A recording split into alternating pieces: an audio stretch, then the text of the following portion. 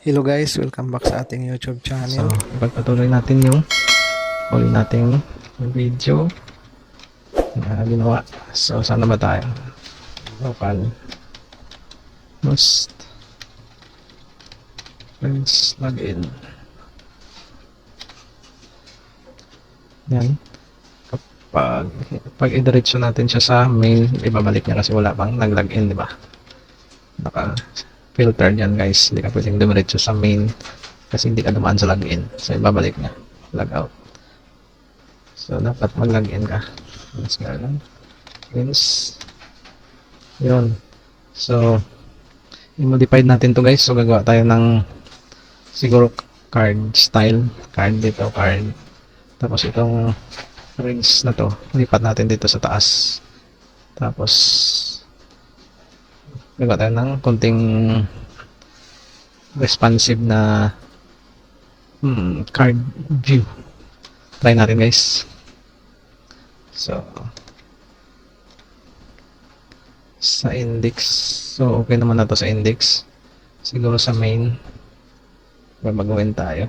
Tanggalin natin na to. So, palitan na natin. So, palitan natin ng dashboard. Tapos, card na to. Tapos, bahin na natin to guys. Ay, mamaya na. Hindi, marahin na natin. Welcome to Lens Kingdom. Ay, hindi, kasama pala yung H1 natin. Next, dapat dito lang siya sa taas. Probably. Ito. Tanggalin na natin to guys. So, card. Tapos sa card natin ay siguro magbigay tayo ng image para may image. Sige. So, meron akong dito hinanda ng mga image guys para sa mga users, tenant, room. Yan. So, image una ay siguro sa users muna. All users. Yan. Tapos out ay users.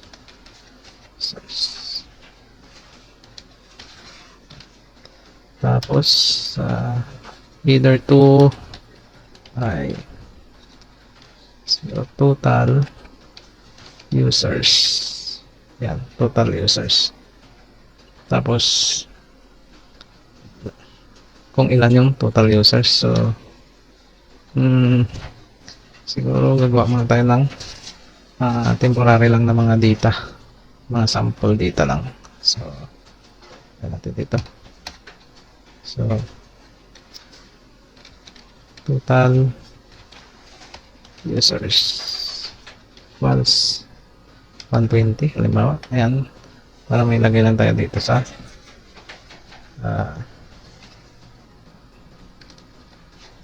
so div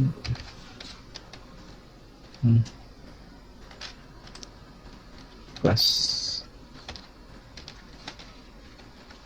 So kung ilan yung count, so yung data natin PHP.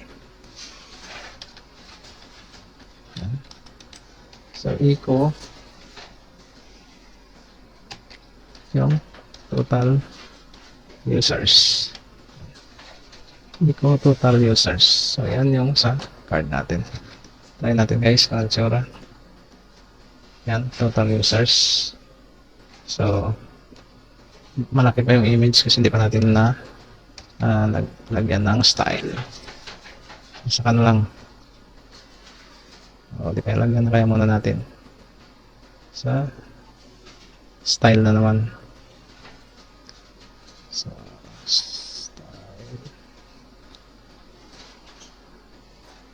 So max width keyframe. Ito na kaya natin lagay. So ano yun? Dashboard. Control C. So that dashboard Style niya ay display. Flex natin para flexible. Tapos flex up, up. And then justify content center. And then gap na mga card ay lagay mo 20px. And then yung margin up ay 50px palimbawa.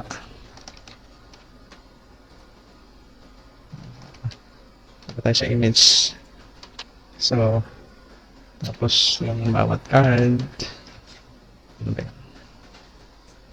Card tapos image count.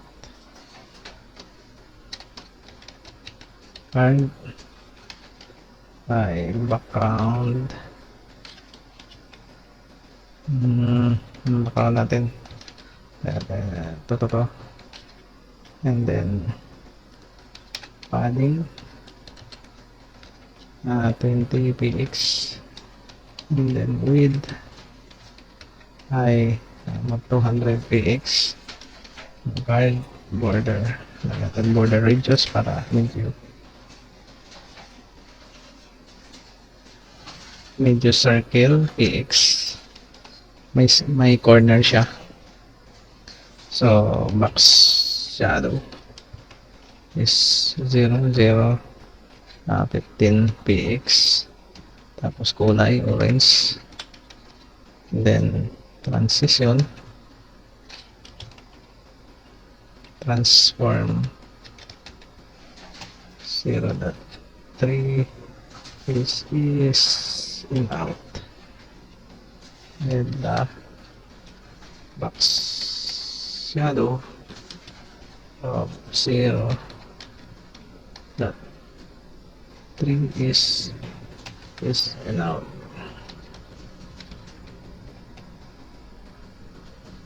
The box shadow, ano may ganito? Shadow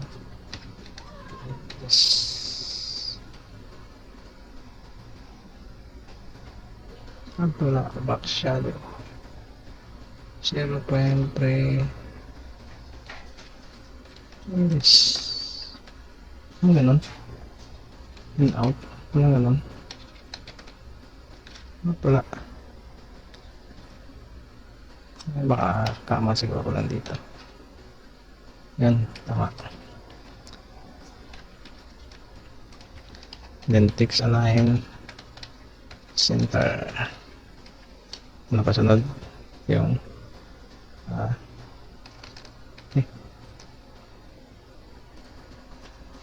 it's total user tsaka count. So card yung header 2 nya. So margin, so 10px, and then font size ay palagay mo 22px. Okay guys, and then sa count, font size ay 30px. Tapos yung font bold, and then ang margin top 10px, and then color orange ulit para pang Halloween. Tapos yung image card image, so width of 60px. Tapos yung height mga 60 para square. Tapos margin bottom 10px. Try natin guys kung liit na yung image. Yon, total users ba? So pag nagdagdag pa tayo dyan ay sa main, so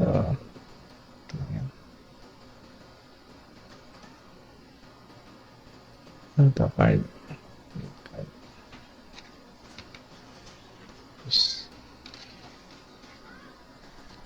Hmm. See. Okay. So, ito naman ay total users. Siguro tenant. Tenant ba? Kasi tenant. Pang apartment system na to. Tenants. So, maglalagay tayo ng total users. Variables. Total tenants. Plus 20. Hindi ko ba isunod natin guys. Total tenants. Siguro room. Total rooms. Plus 20. Tapos yung siguro available rooms. Available rooms was 5 lang. So kung 20 rooms, may 15 na occupied. So dapat 15 na ang tenants. Tapos occupied rooms was lagyan ng 15 kasi 20 rooms, diba? So bakante yung 5. Sunod ay total occupied rooms. Siguro lagyan natin ng mga comments kung may comments sila. Total all comments at ganun, all comments false. So mga 350 comments para marami.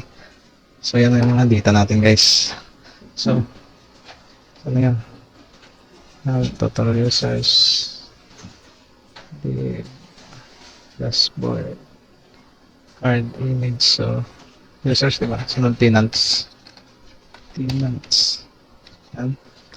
Tapos tenants. Tapos total tenants. Total tenants yan. Total tenants. Tapos isa pa. See? Total B. ROMs naman, diba? ROMs. Total ROMs. Tapos total ROMs.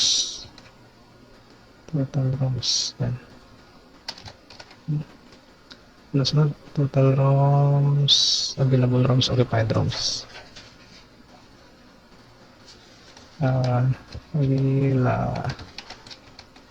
ROMs.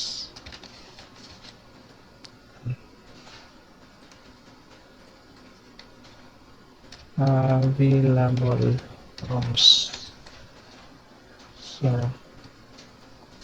available ROMs.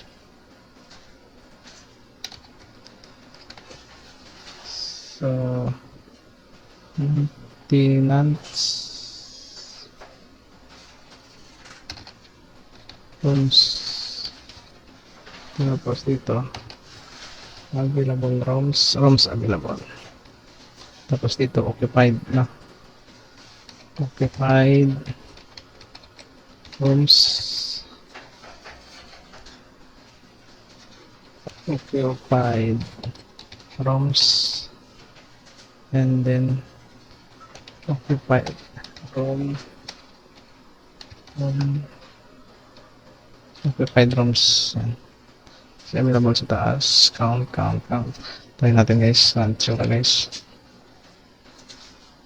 Yun. Ba't ka ganyan? Dapat straight. Ba't ganun? Straight yun. So, style natin. Dashboard. Dashboard. Kaya wala siyang ganyan. Dashboard. Dustify. Flex. Mid.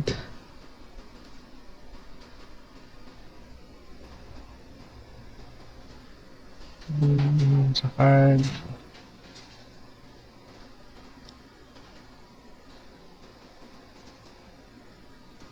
Yan siya. Dashboard card. Just orange is an out. Dito na. Kailangan natin ng dito. Media.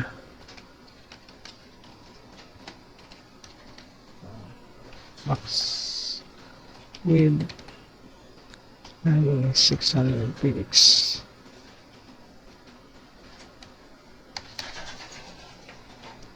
So, that's board fix direction column, and then line item center 7 px. Ang sabi dito, expected CSS no quick available. 100 px. Ano dapat? Sabi niya.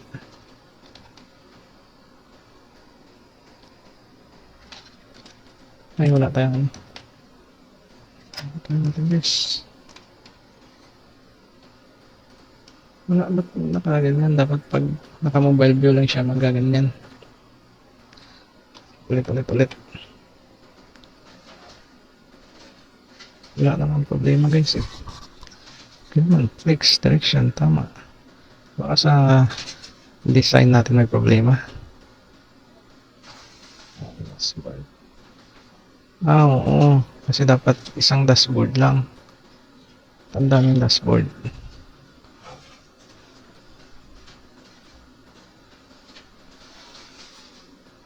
Dibukan.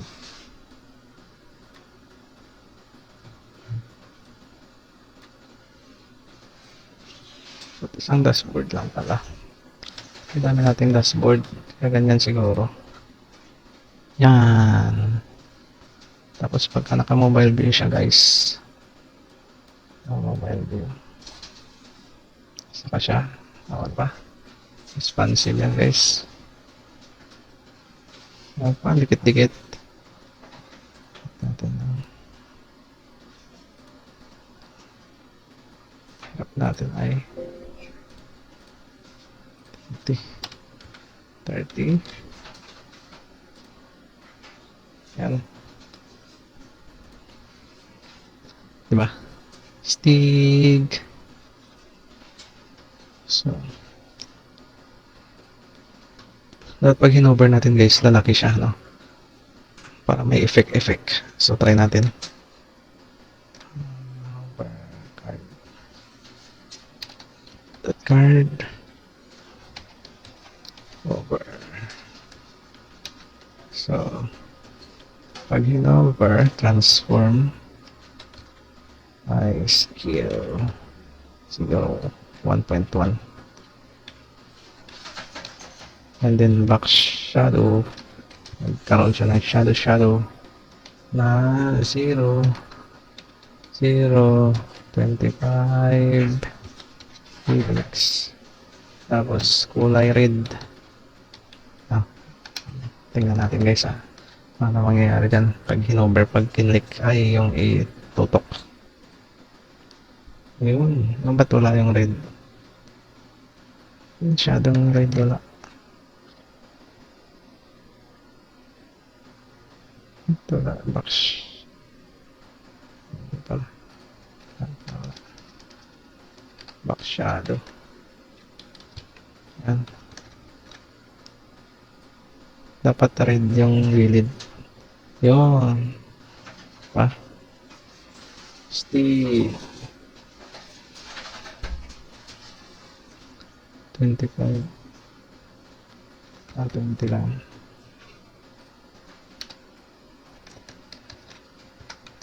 Yan guys.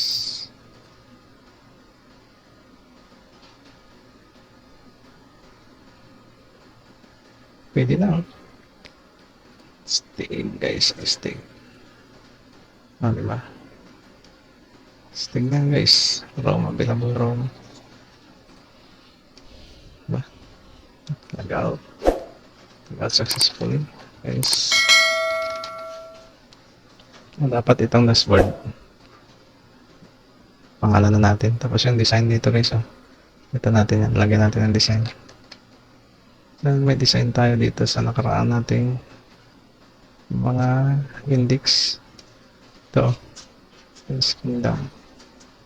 Ito na natin ito guys.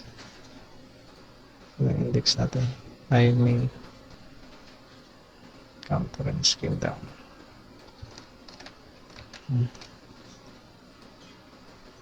Yan. Para may design tayo guys. Gusto. Dito natin nilagay yung user na nag-login. Try natin kung kaya guys.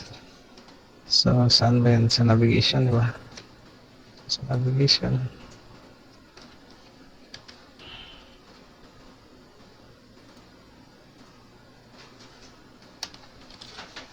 So, try tayo lang. Set muna sa session. So, user equals IC. Galing sa session.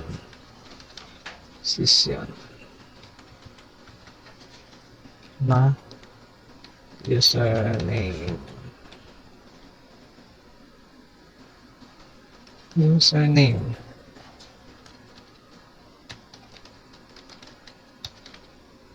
Session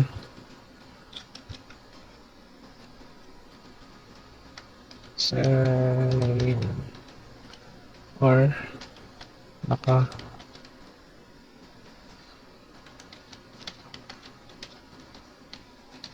guest ang default pag wala, pero meron naman lagi yan. Lagyan lang natin, pamili siya dito yung username na galing sa session. Pag wala ang ganun, di as guest lang siya. Pero always naman meron to kasi magla-login tayo, hindi tayo makapasok sa dashboard pag walang login. So ganyan, wala tayo dito mababalid guys. Control X PHP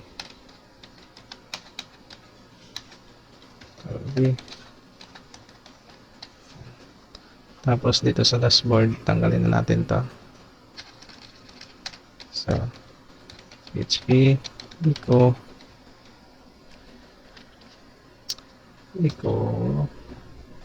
is yung username.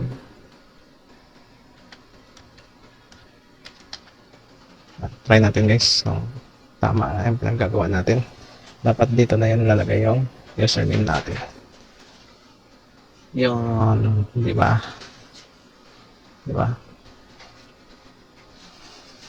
Try natin yung kung naka-range care lang yan dong sa login natin guys. Halimbawa username siya. Ano naman natin? Basta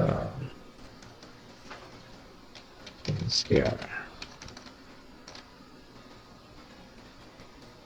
Ay, ba't ko tinanggal? Ito yung Photoshop natin guys, paggawa ng mga icon kanina, mga image. Download ko lang to sa Google tapos inedit ko sa Photoshop para magkaroon tayo ng mga icon.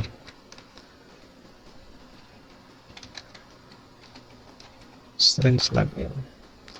So hindi na tayo makapag-login ng range lang kasi iba na natin doon, diba? Invalid na siya yung password. Range care na yun. Yeah, tapos range password. Yan, diba? Range care. Welcome to Range Kingdom. So, okay na guys, no? Susunod, ano pa kaya sunod natin gawin? Ano, total, pag sunod siguro, pag i-click natin, pupunta siya sa ibang ano, baka ganun naman. Or gagawa tayo ng sidebar dito.